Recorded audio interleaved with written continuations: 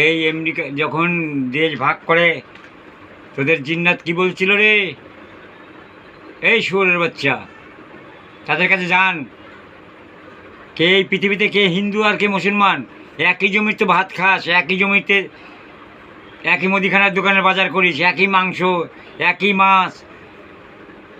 রক্তের বেলাতে করিস না? তখন আর জন্মে ছিল নাকি? খান কি ছেলেদের কতবার হেরেছিস? হ্যাঁ, জিন্নাত তো বলেছিল যখন দেশ ভাগ হয় 4 কোটি মুসলমান যাবে না, 4 কোটি মুসলমানের থেকে এখন 40 কোটি। তখন বলছে কেটে দাও গা। আমাদের হিন্দুরা কাটেনি, মোহাব্বত দিল আছে। আমরা ভারতবাসী, এখানে হিন্দুও থাকবে মুসলমানও থাকবে।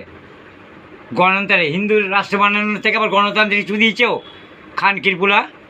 হ্যাঁ, হিন্দুস্থান থেকে আবার গণতান্ত্রিক ছু দিয়েছেও খান কিরপুলার রাজনীতিবিদ।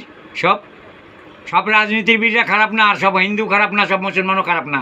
কিছু কিছু রাজনীতিবিদ খান কি ছেলে, আর কিছু কিছু হিন্দু আছে, কিছু কিছু মুসলমান আছে।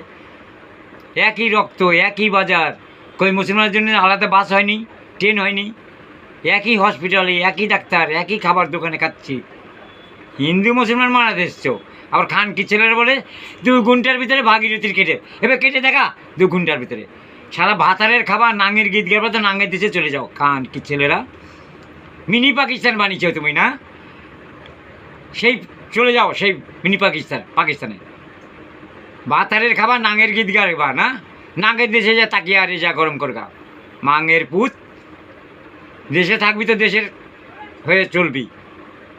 তোদের ভোট করে কে রে?